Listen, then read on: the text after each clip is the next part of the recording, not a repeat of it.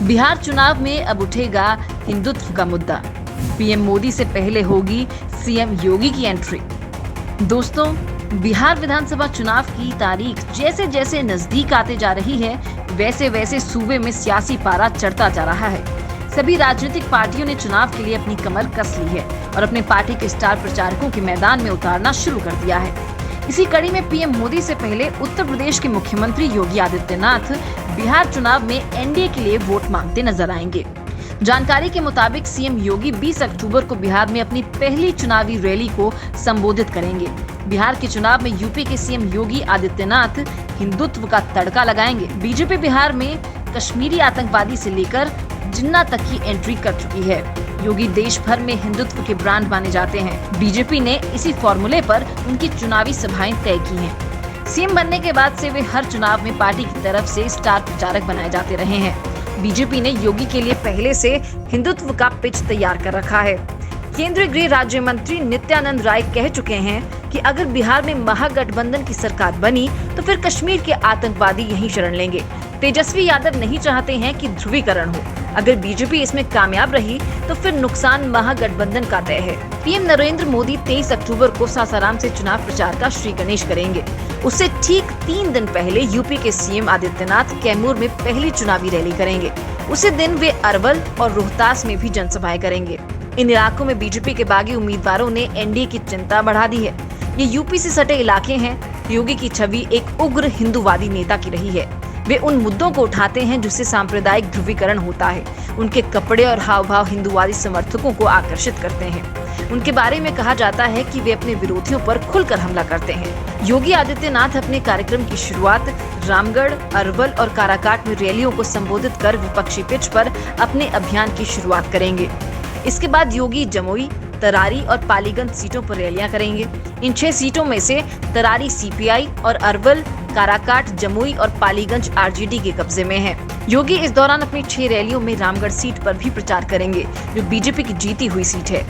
योगी रामगढ़ से पार्टी के उम्मीदवार अशोक कुमार सिंह के पक्ष में प्रचार करना शुरू करेंगे, जिन्होंने 2015 में आरजेडी की अंबिका सिंह को हराकर सीट जीती थी। सूत्रों के मुताबिक योगी आदित्यनाथ अगले 2 चरणों के चुनाव में भी बिहार आ सकते हैं। उनके अगले 2 चरणों की रैलियों के लिए भी ब्लूप्रिंट तैयार किया जा रहा है। वैसे तो यूपी में भी उपचुनाव हो रहे हैं, लेकिन योगी आदित्यनाथ की तैयारी बिहार में ताबड़तोड़ रैलियां करने की है। वे करीब 18 सभाएं करेंगे, एक दिन में कम से कम 3। बीजेपी के साथ साथ जेडीयू के कई नेताओं ने अपने इलाके में योगी की रैली कराने की मांग की है। फोकस उन जगहों पर योगी का कार्यक्रम करवाने की है जहाँ मोदी की रैली नहीं होगी। यूपी का मुख्यमंत्री बनने के बाद योगी ने सबसे पहले बिहार का दौरा किया था। उन्होंने दरभंगा के राज मैदान में रैली की थी। नीतीश कुमार उन दिनों लालू यादव के साथ थे। ये बात साल 2017 की है। तब योगी ने कहा था कि विदेशी मेहमानों को मुस्लिम प्रतीक नहीं, हिंदुत्व से जुड़ी चीजें उपहार में दी जाएंगी। प्रधानमंत्री नरेंद्र मोदी 23 अक्टूबर से मिशन बिहार का आगाज करेंगे। वो बिहार विधानसभा चुनाव के दौरान 12 रैलियों को संबोधित करेंगे। खास बात है कि हर मंच पर जेडीयू के राष्ट्रीय अध्यक्ष और मुख्यमंत्री नीतीश कुमार मौजूद रहेंगे। प्रधानमंत्री नरेंद्र मोदी हर रोज 3 रैलियों को संबोधित करेंगे।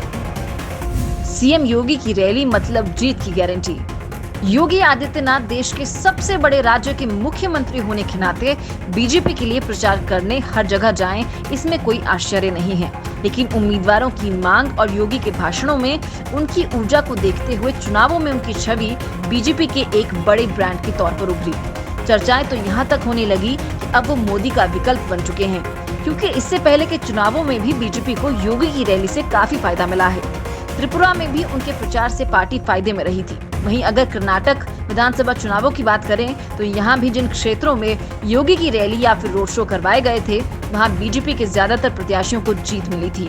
नाथपंथ से जुड़े वोटरों को रिझाने में भी योगी कामयाब रहे थे। कर्नाटक में नाथपंथ बहुल वाली ज्यादातर विधानसभा सीटें बीजेपी ने जीती थी। योगी आदित्यनाथ ने कर्नाटक के अलग अलग विधानसभा क्षेत्रों में ताबड़तोड़ 33 रैलियां की थी और रोड शो करके वोटरों को रिझाया था। मध्य प्रदेश, छत्तीसगढ़ और जयपुर के चुनावों में भी योगी आदित्यनाथ ने ताबड़तोड़ रैली की थी। 3 राज्यों में भले ही बीजेपी हार गई थी, लेकिन जिन सीटों पर योगी ने रैलियां की थी, उनमें से ज्यादातर बीजेपी के खाते में ही गई थी। हालांकि योगी आदित्यनाथ कई बार ऐसे बयान दे जाते हैं जो बीजेपी को भारी पड़ जाते हैं।